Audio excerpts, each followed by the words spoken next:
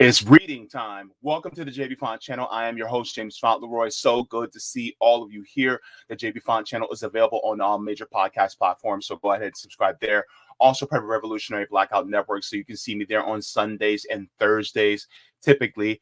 And if you have not already, you can go ahead and subscribe to my Substack at jaybefaunt.substack.com. That lets you guys know whenever I go live, upload clips, or write articles. You will get that email notification, because remember, the notifications on the tube aren't as reliable as getting it straight from the horse's mouth. So go ahead and subscribe there. If you guys have not already, can you guys like, share, and subscribe for the deliciousness that is what I bring to you today? So yes, thank you so very much for that as well. So now, what are we doing today? What in the hell are we talking about? So we're going to be reading, that's right, reading The Will to Change, Masculinity and Love by Bell Hooks. We're going to be getting into chapter 3, part 1.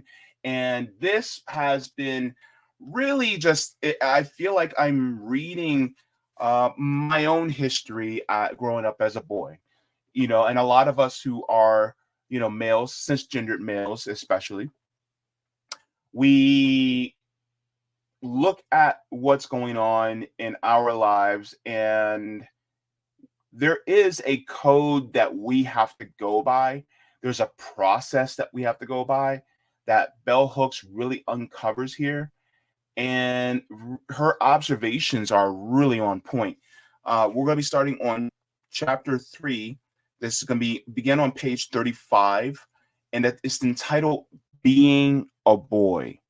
And once you get into this, a lot of you men in here, and I'm using men in the cisgender version, so just to be clear, a lot of us men have these memories, these core memories that are stuck within our heads for when it was like, yeah, this is how you're supposed to be. Like, these are the rules of being a boy, right? And so she goes over this. So we're going to get into this right now. So thank you so very much for joining in. Make sure that you have your drinks ready. I don't have tea right now. I have water, but keep your whistles wet.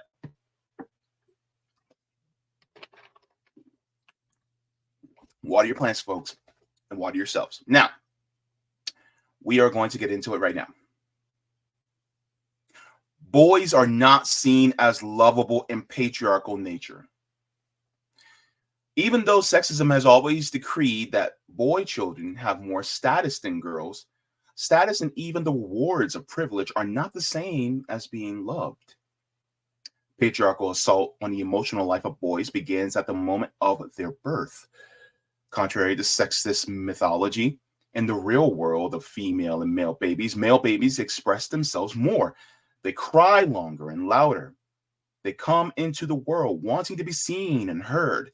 Sexist thinking that at its worst leads many parents to let male infants cry without a comforting touch, because they fear that holding the baby boys too much, comforting them too much, might cause them to grow up wimpy. Thankfully, there has been enough of a break with rigid sexist roles to allow aware parents to reject this faulty logic and give boy babies the same comfort that they give or would give girls. So this is the thing. It's a lot of times we'll automatically think, well, it's a male brain, so we have to be less affectionate. When in reality, a baby is crying naturally because of what it needs. So therefore, if we're not giving it what it needs, then we're conditioning that baby brain to force them into this peg. We're forcing them into this role, when in reality, nature is not telling us that. Interesting how you think about it that way. Nature's not telling us to, we just have to avoid their cries because of what's between their legs. No, that's not what nature's telling us. Nature is telling us, hey, I'm hungry, or I need comfort, or I need my diaper changed, or I just want somebody to hold me. But that seemed more acceptable for baby girls than it is for baby boys. Interesting how that is, right? When in reality, can't we just look at him as a baby? Let's get into it. In recent years, it has become clear to researchers working on promoting the emotional life of boys that patriarchal culture influences parents to devalue the emotional development of boys. Naturally, this disregard affects boys' capacity to love and be loving. Dan Kidlon and Michael Thompson, authors of Raising Cain, Protecting the Emotional Life of Boys, stress that their research shows that boys are free to be more emotional in early childhood because they have not yet learned to fear and despise expressing dependence. Quote, every child, boys included, comes into this world wanting to love and be loved by his parents. 40 years of research on emotional attachment shows that without it, children die or suffer emotional damage, end quote. And this reminds me of,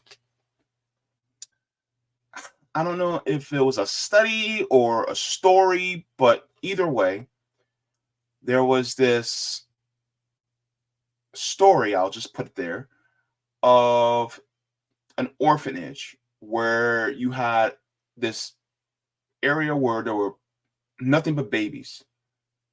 And they noticed all of the babies would die prematurely, and they didn't know why. They would feed them, make sure they were changed, everything that you're supposed to do materially. All but one baby was always alive. And so they found out that because of there would be a cleaning lady that would come up to the floor to clean. But before she leaves, she would always hold the last baby at the end of the room and, hold it, cuddle it for a little bit, and then put it down and then leave. That baby is the baby that survived. And it comes to, when you think about it, we crave love and affection because that is literally what helps us to live. This is no different between sex and gender. It is no different. We all need and crave that. So that just reminds me of that story when it comes to, babies. That's what we need as human beings, not just babies. But yeah. Despite these powerful insights, they do not talk about the impact of patriarchy. They do not tell readers that to truly protect the emotional life of boys, we must tell the truth about the power of patriarchy. We must dare to face the way in which patriarchal thinking blinds everyone so that we cannot see the emotional lives of boys, we cannot see that the emotional lives of boys cannot be fully honored as long as notions of patriarchal masculinity prevail. We cannot teach boys that real men either do not feel or do not express feelings, then expect boys to feel comfortable getting in touch with their feelings. Much of the traditional research on the emotional life of boys draws the connection between notions of male dominance and the shutting down of emotions in boyhood, even as the researchers act as though patriarchal values can remain intact. Popular best-selling books such as Raising Cain and James Gabriano's Lost Boys, Why Our Sons Turn Violent and How We Can Save Them, outline the way boys are being emotionally damaged, but they fail to offer a courageous alternative vision, one that would fundamentally challenge patriarchal masculinity. Instead, these books imply that within the existing patriarchal system, boyhood should be free of patriarchal demands. The value of patriarchy itself is never addressed. In Raising Cain, the author concludes by contending, quote, what the boys need, first and foremost, is to be seen through a different lens than tradition prescribes. Individually and as culture, we must disregard the distorted view of boys that ignores or denies their capacity for feelings, the view that colors even boys' perception of themselves as above or outside of life of emotions, end quote. Kindlon and Thompson carefully depoliticized their language. Their use of the word tradition belies the reality that the patriarchal culture, which has socialized almost everyone in our nation to dismiss the emotional life of boys, is an entrenched social and political system, nor is it an accident of nature. Anti-feminist women like Christina Hoff Sommers curry patriarchal favor with men by spreading the idea put forward in Summers' book, The War Against Boys, that, quote, feminism is harming our young men, end quote.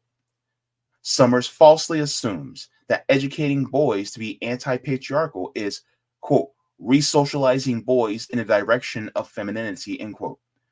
Conveniently, she ignores that feminist thinkers are as critical of sexist notions of femininity as we are patriarchal notions of masculinity. It is patriarchy and its denial of the full humanity of boys that threatens the emotional lives of boys, not feminist thinking. To change patriarchal traditions, we must end patriarchy, in part by envisioning alternative ways of thinking about maleness, not only boyhood. So this is actually a very interesting paragraph.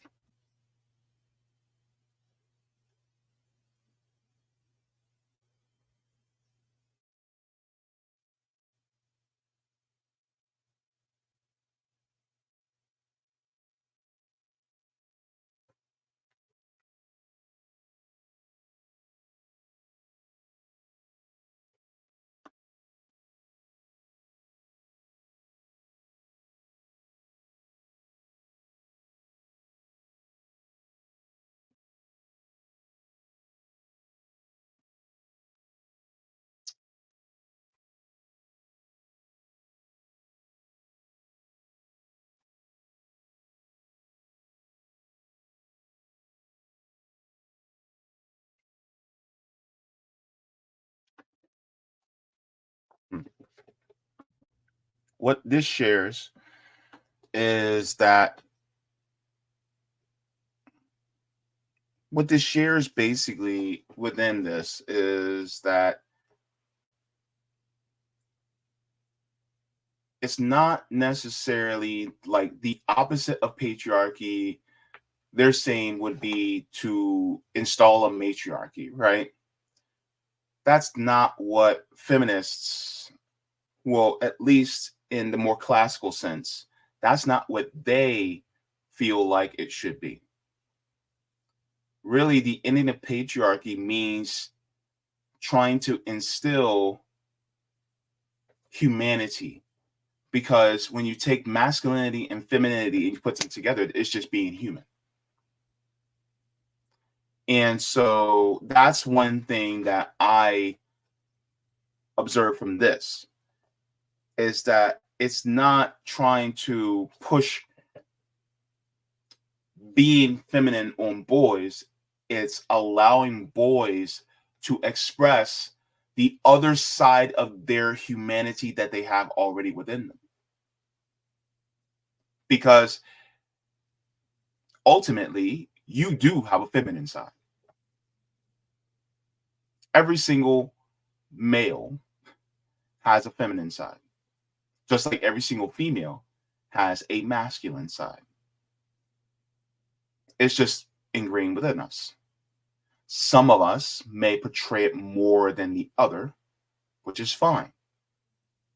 But as long as we're allowed to express our full range of humanity, that is what ending the patriarchy means. It's like eating, it's like being a carnivore, right? We're not trying to turn people into herbivores. We're trying to create omnivores. But in trying to create an omnivore, Does that mean I'm trying to change a carnivore into a herbivore? No. The thing is that I'm trying to take that carnivore and have them express the full range of tastes, not just in meat, but also in plant as well. So it's the same thing when it comes to the expressions that traditional feminists are trying to convey to us, that they want us to be able to express our full range of humanity, not just one side or the other. And sorry for the long pause, but this app was acting weird. But we shall continue. It shall press on.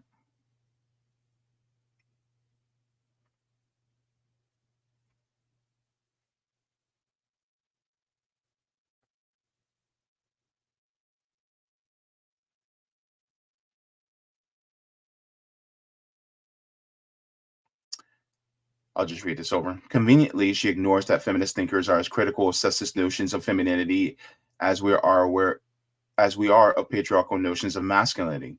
It is patriarchy and its denial of the full humanity of boys that threatens the emotional lives of boys, not feminist thinking. To change patriarchal traditions, we must end patriarchy, in part by envisioning alternative ways of thinking about maleness, not only boyhood. Without ever using the word patriarchy, he uses the phrase traditional masculinity. Psychologist James Garbiano does suggest in Lost Boys that the cultivation of an androgynous selfhood, one that combines the traits deemed masculine and feminine, would affirm for boys that their right to be emotional. In this section on what boys need, Gabriano writes, where and how do boys learn what it means to be a man? They seem to learn it all too often from the mass media and from most visible males in their community, particularly their peers. Boys' friends are the arbiters of what is masculine and what is feminine. So resilience among the boys in a community depends upon changing macho attitudes among male peer groups and broadening their concept of what a real man is and does. Galbarino is a powerful work, very much on target in the descriptions and information it offers about all the ways boys are traumatized by the demand that they deny their emotions. But it's also a disturbing one because the author himself seems unwilling to conquer his recognition of the damage done to boys with a critique of patriarchal thinking and practice. It is as if he believes that somehow that all that is needed is a revamping of patriarchal values so that boys' emotions can be supported, at least until the boy grows up. Frankly, it is difficult to understand why these men who know so much about the way patriarchal thinking damages boys are unable to call the problem by its true name and by doing so free themselves to envision a world where the feelings of boys can really matter. Perhaps they are silent because any critique of patriarchy necessarily leads to a discussion of whether conversion to a feminist thinking and practice is the answer. It has been hard for many male thinkers about the emotional life of boys to see feminism as a helpful theory because to give extent anti-male sentiments among some feminists because to a grave extent, anti-male sentiment among some feminists have led the movement to focus very little attention on the development of boys. One of the tremendous failings of feminist theory and practice has been the lack of a concentrated study of boyhood, one that offers guidelines and strategies for alternative masculinity and ways of thinking about maleness. And the feminist rhetoric that insisted on identifying males as the enemy often closed down the space where boys could be considered, where they could be deemed as worthy of rescue from patriarchal exploitation and oppression, as were their female counterparts. Like the researchers who write about the emotional lives of boys from a non-feminist perspective, feminist researchers are often unwilling or reluctant to target patriarchal thinking. Family therapist Olga Silverstein And the Courage to Raise Good Men says little about patriarchy, even as she does offer alternative strategies for raising boys. There are two main barriers preventing researchers from targeting patriarchy. Researchers fear that overtly political analysis will alienate readers on one hand, and on the other hand, they may simply have no alternative visions to offer.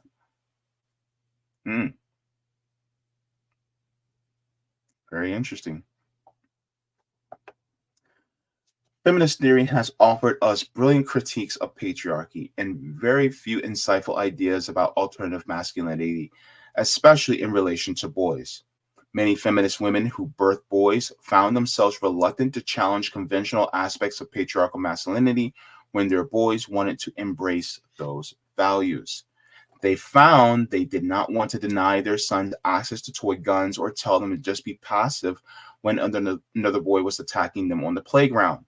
For many enlightened single-parent feminist mothers with limited economic resources, the effort to constantly map for their sons alternatives to patriarchal masculinity simply takes too much time.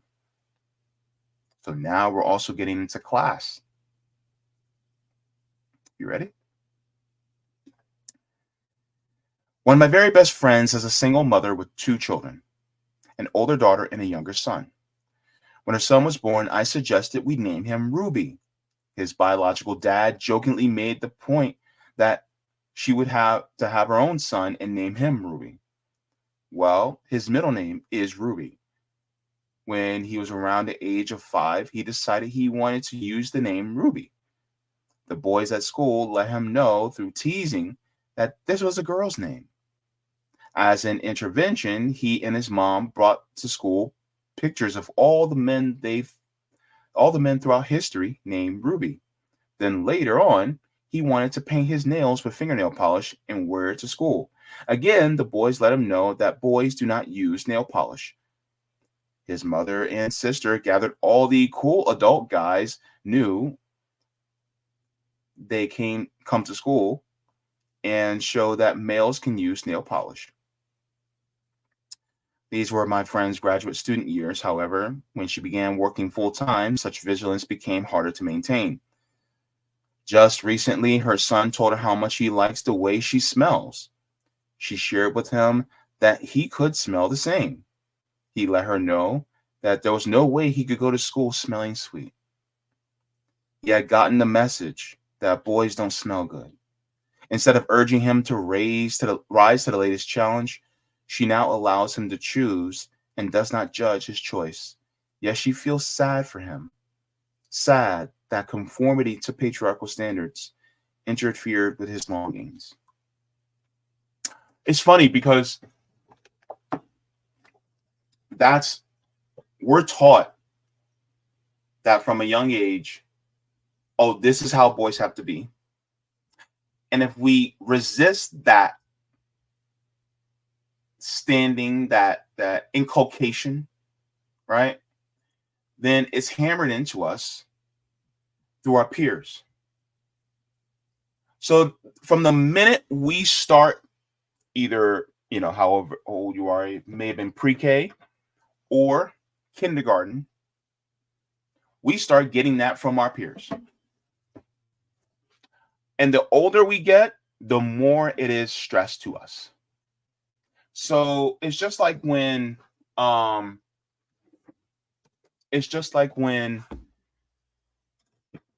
you're 7, 8, 9 years old. If you decide that you want to play with a Barbie at that age, what happens with boys? You will get picked on, you will get bullied, you will get ostracized like nobody's business. Why? Because that's a girl's toy. Maybe you're just into sociology. Who knows? But can't do it.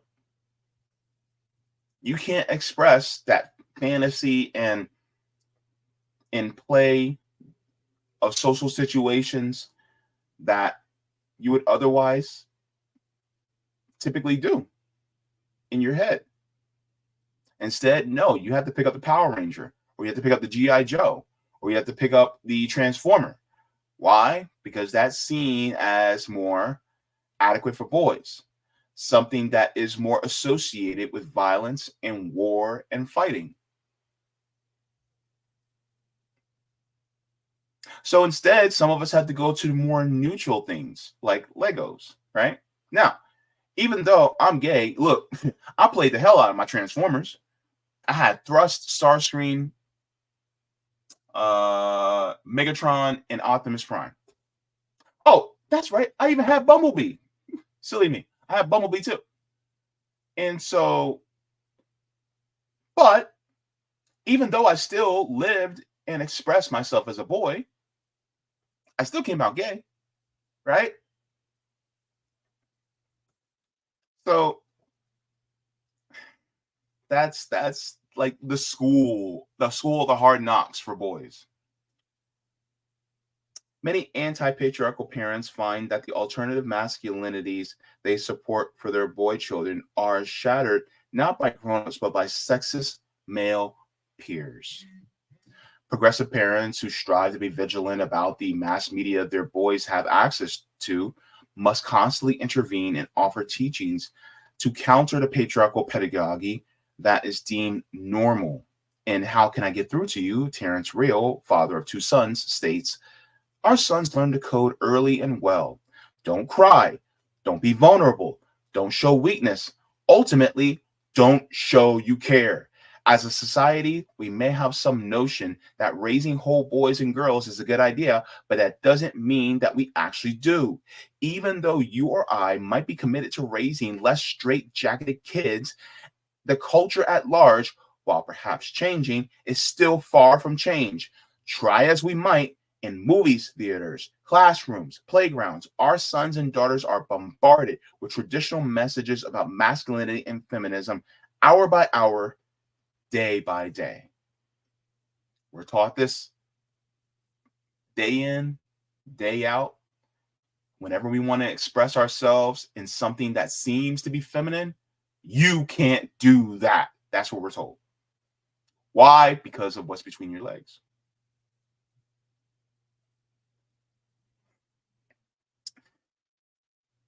Again, Real uses the word traditional rather than patriarchal. Yet traditions are rarely hard to change. What has been all but impossible to change is widespread cultural patriarchal propaganda. Yet we begin to protect the emotional well-being of boys and of all males when we call this propaganda by its true name, when we acknowledge that patriarchal culture requires that boys deny, suppress, and if all goes well, shut down their emotional awareness and their capacity to feel. Little boys are the only males in our culture who are allowed to be fully, wholly in touch with their feelings. I'm going to read that again. Little boys are the only males in our culture who are allowed to be fully, wholly in touch with their feelings. Allow moments when they can express without shame and desire to love and be loved. If they are very, very lucky, they are able to remain connected to their inner selves or some part of their inner selves before they enter a patriarchal school system where rigid sex roles will be enforced by peers as rigorously as they are in any adult male prison.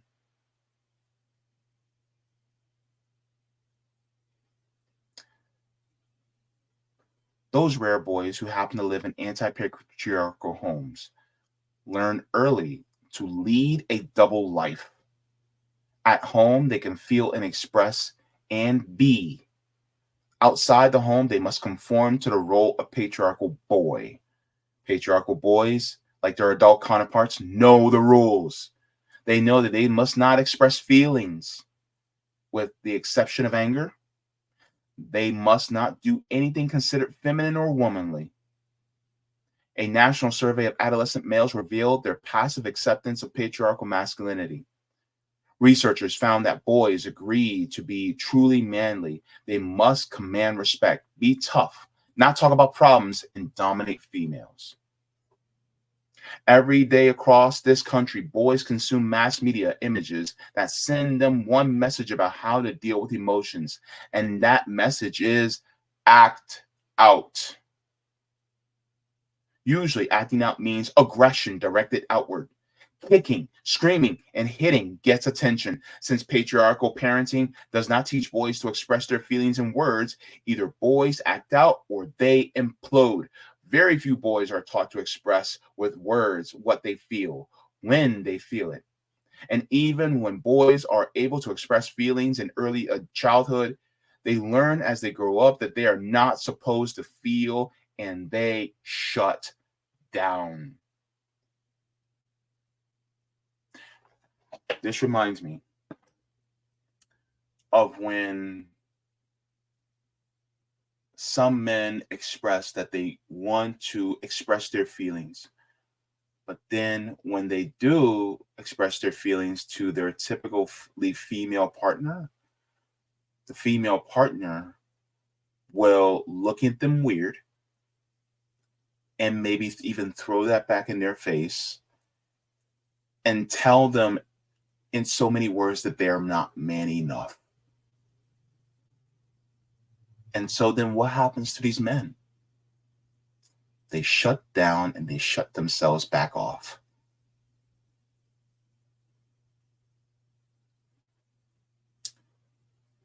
I think this is something that needs to be said. In order for us as males to truly embrace our full range of humanity, that support also has to be there from the outside. Meaning, women, if your man is now expressing his full range of emotions, you need to support that. You need to toss away that internalized patriarchy that maybe you have and allow that man in your life to express those full range of emotions. It's not going to be easy at first because we are inculcated with that, but that's important for us to express our full humanity.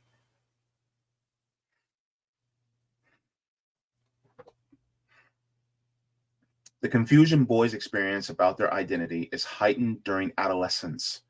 In many ways, the fact that today's boys often has wider range of emotional expression in early childhood but is forced to suppress emotional awareness later on makes adolescence all the more stressful for boys. Tragically, were it not for the extreme violence that has erupted among teenage boys throughout our nation, the emotional life of boys would still be ignored. Think about Columbine. When those boys decided to gun down all their classmates and teachers in that school, that's when people were like, whoa, what's going on with boys? It took that to wake people up. Although therapists tell us that mass media images of male violence and dominance teach boys that violence is alluring and satisfying, when individual boys are violent, especially when they murder randomly, pundits tend to behave as though it were a mystery why boys are so violent. Progressive feminist research on adolescent males has debunked the heretofore accepted notion that it is natural for boys to go through an antisocial stage where they disassociate and disconnect. Recent studies indicate that it is actually emotionally damaging to young males to be isolated and without emotional care or nurturance.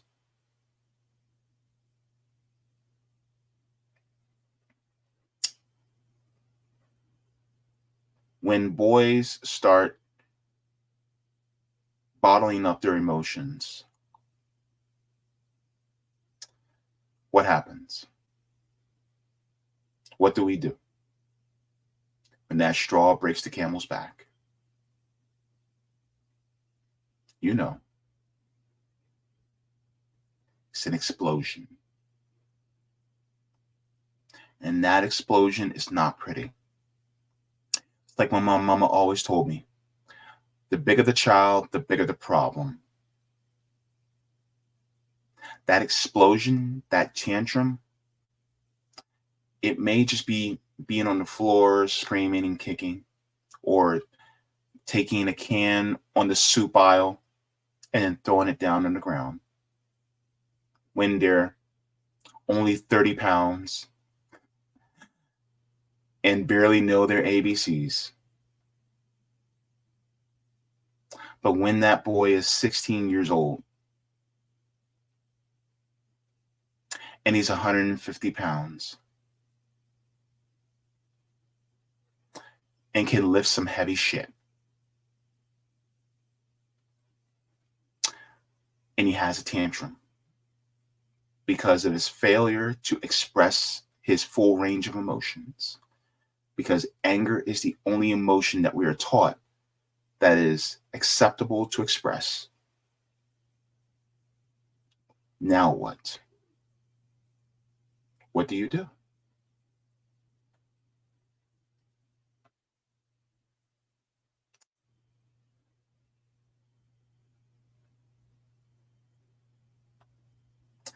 In the past, it was assumed that aggression was part of the ritual of separation, a means for the growing boy to assert his autonomy. Yet clearly, just as girls learn to be autonomous and how to create healthy distance from parents without becoming antisocial, boys can do the same. In healthy families, boys are able to learn and assert autonomy without engaging in antisocial behavior, without isolating themselves. All over the world, terrorist regimes use isolation to break people's spirit. This weapon of psychological terrorism is daily deployed in our nation against teenage boys. In isolation, they lose the sense of their value and worth. No wonder then that when they re-enter a community, they bring with them the killing rage as their primary defense. I want you guys to start thinking about the incels.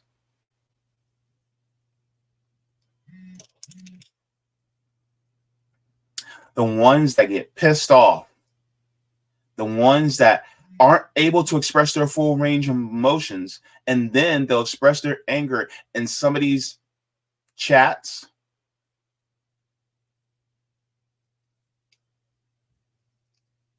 And then how do they take their anger out?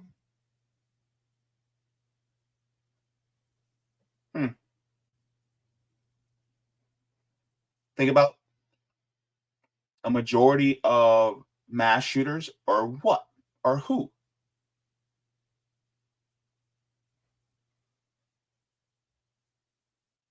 Sit with that.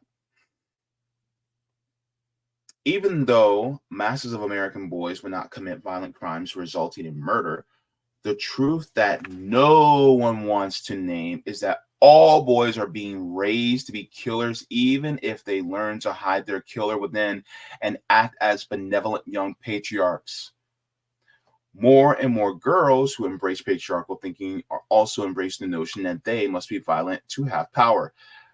Talking to teenage girls of all classes who are being secretly hit or beaten by boyfriends who say that they are disciplining them, one hears the same Dr. Jekyll and Mr. Hyde narratives that grown women tell when talking about their relationships with abusive men. These girls describe seemingly nice guys who have rageful outbursts. Time and time again, we hear on our national news about the seemingly kind, quiet young male whose violent underpinnings are suddenly revealed. Boys are encouraged by patriarchal thinking to claim rage as the easiest path to maleness. It should come as no surprise then that beneath the surface there is a seething anger in boys, a rage waiting for the moment to be heard. Chris Brown.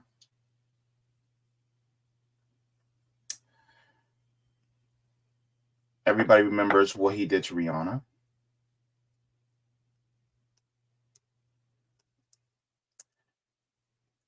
The victimhood of patriarchy is quite profound because we're taught that it's okay to be violent as a boy because it's within our nature. And some of us are taught more hands-on than others.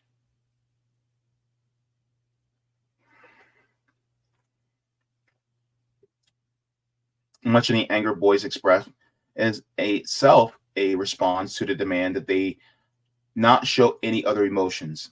Anger feels better than numbness because it often leads to more instrumental action. Anger can and usually is the hiding place for fear and pain. I'm going to read that again. Anger can be and usually is the hiding place for fear and pain. In The Heart of the Soul, authors Gary Zukov and Linda Francis explore the ways anger barricades the feeling self.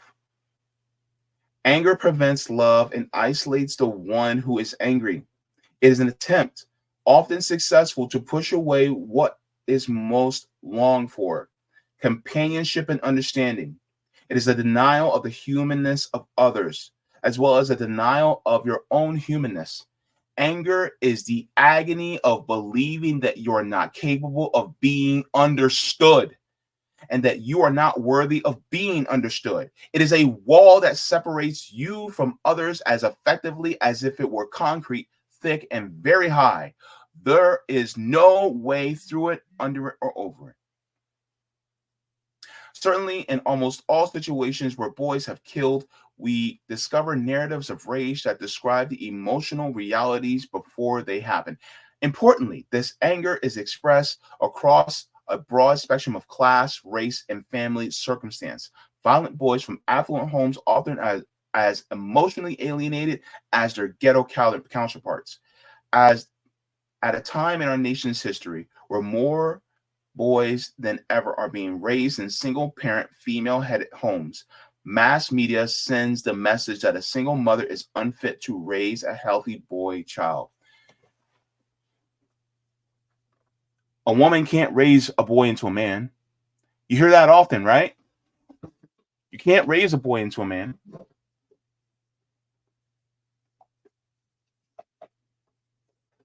And I tell you,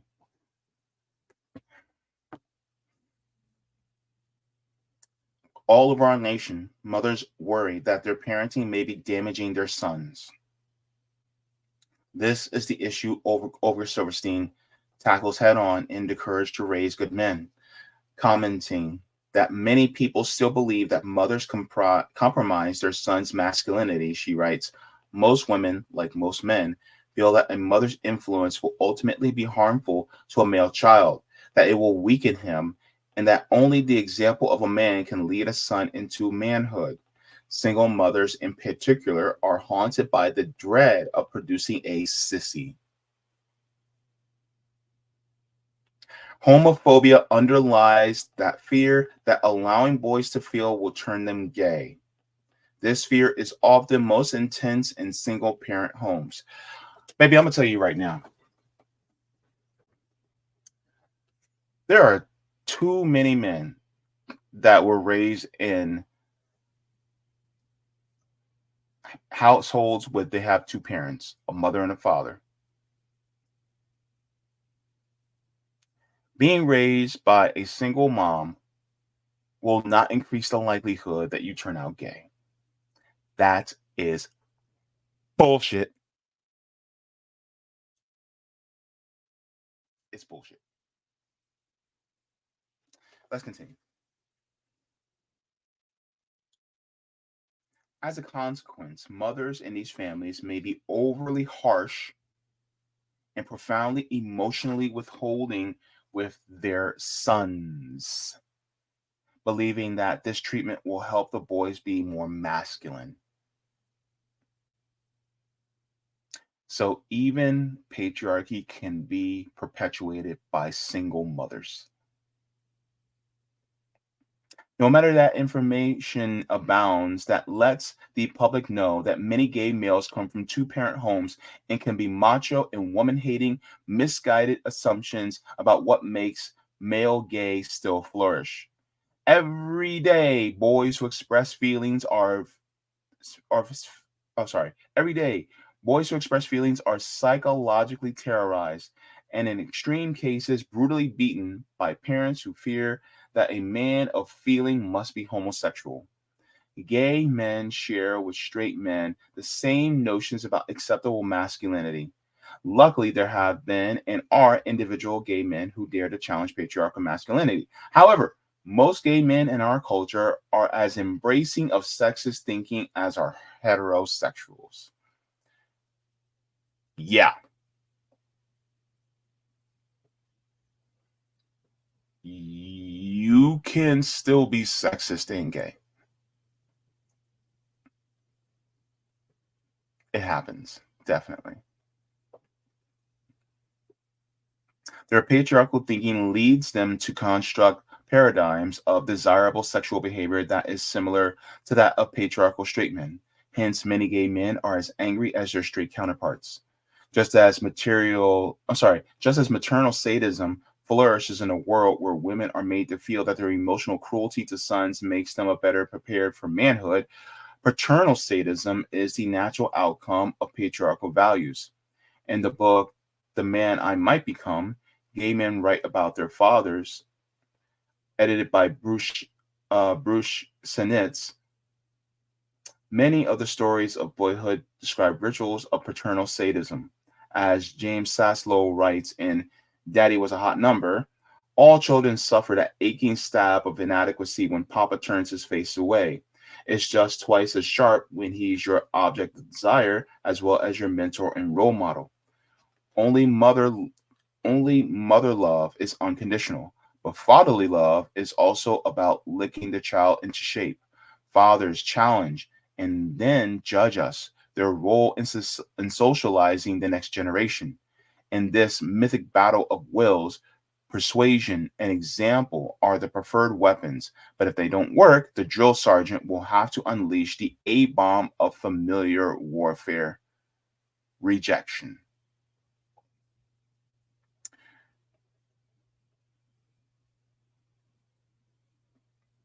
Most patriarchal fathers in our nation do not use physical violence to keep their sons in check.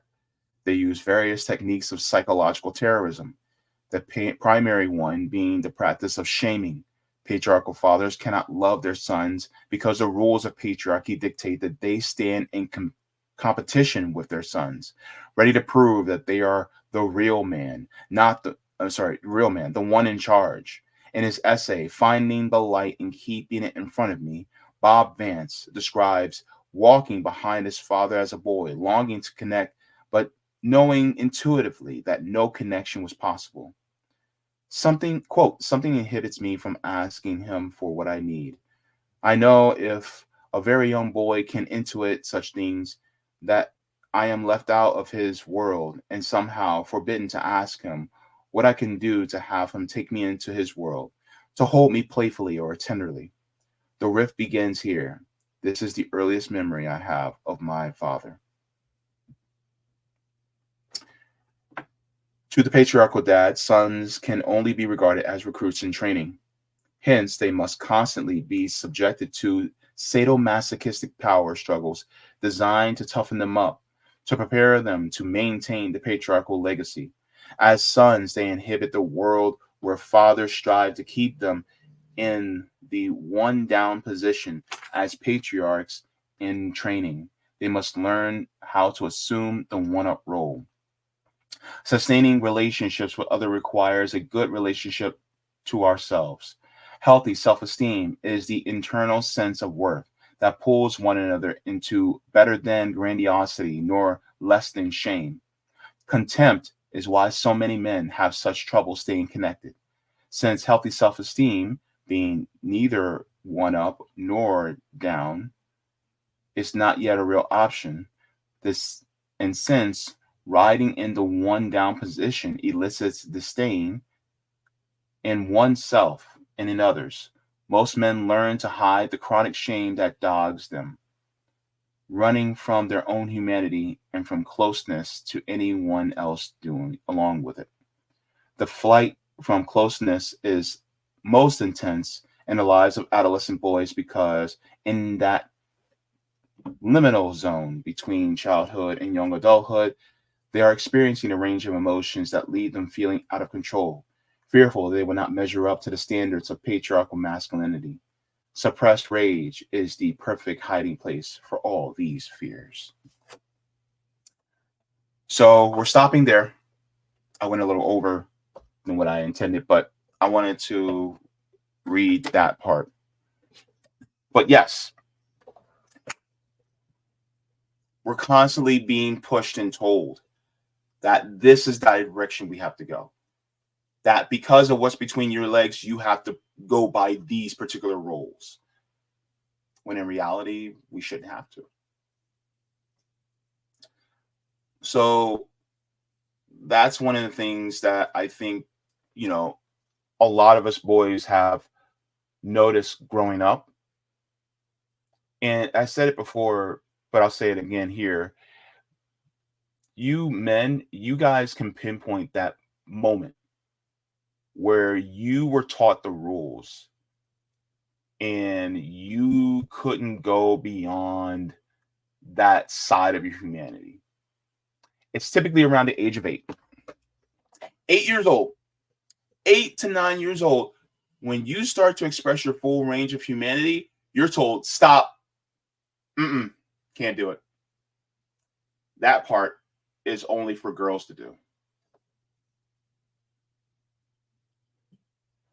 I know some of you men in there are nodding right now. You're nodding with me, right? You're like, yeah, around the age of 8 or 9 years old, that's when I was told that this is how a male's supposed to be, how to be a real man. Why not just be a real human?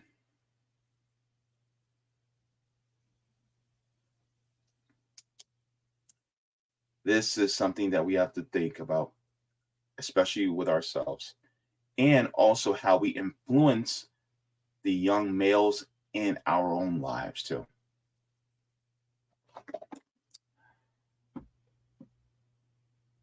Did you like the stream? Go ahead and give a like. That pushes me out into the algorithm. Thank you so very much for that. If you guys have not already, I would like to thank you for the patrons on Patreon. Without you guys, I would not be able to do this work. So thank you so very much to all of you for tuning in, also for supporting the channel. This means the world to me. Thank you so very much to all the patrons on Patreon, on Coffee, as well as on PayPal. And yes, I am still demonetized. So if you like to support the channel, you can support via Patreon or PayPal. So thank you so very much to all of you for that as well. Now, if you guys would like to, here are the tiers for Patreon, if in case you're interested in supporting the channel. So here we have JB members, Solidarity, Comrades, Jaybefaunters, Super Jaybefaunters, Super Duper Jaybefaunters, and Mega Jaybefaunters. Thank you so very much for that. And a big thank you to all of the patrons on Patreon that are absolutely brand new, and especially the ones in the future. Thank you. So, with that being said, be sure to stay tuned for when I go back into A Water in the Spirit, Ritual Magic and the Initiation in the Life of an African Shaman. So we're going to continue into reading that. And then also continuing the reading, the next reading in Laziness Does Not Exist by Dr. Devon Price. We're going to continue in that. So yes, I cannot wait. And be sure to tune in and keep your eyes on the channel because we're also going to be doing more stuff. So thank you so very much for your viewership.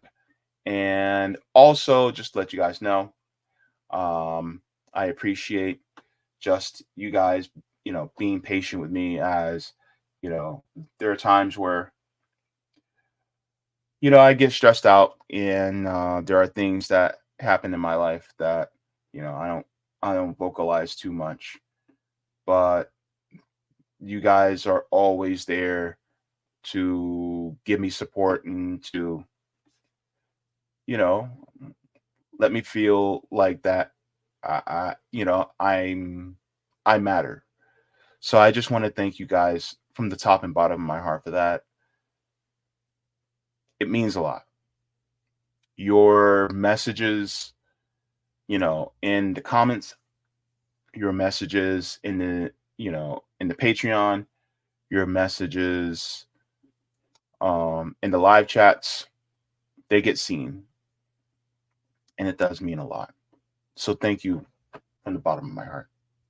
Appreciate it. So we're going to head on out. So look, this was a great reading. I hope you got a lot out of it, especially, a lot of, there's a majority of my audience is men. If you can play, either get the book, or if you want to play this for the women in your lives, go ahead, play it for the women in your lives so that they have a better understanding of your experience, because I think that's important too, so that they understanding they'll go, oh, now I understand. Because we always ache to be understood, right? I think that's what we need more of. So yeah, thank you so very much. So, like I always say, water your plants, water yourselves, leave the world better than you found it. Smoke them if you got them, drink them if you got them. If you ain't got them, then read something, right? Even if it's an audio book or regular physical book. Joy is revolutionary. Reading is fundamental. Go ahead, do it, because it helps us to grow. And you know what? I love you for watching. I love you for listening.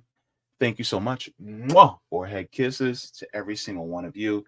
And I will see you all in the next one. Take it away, JB.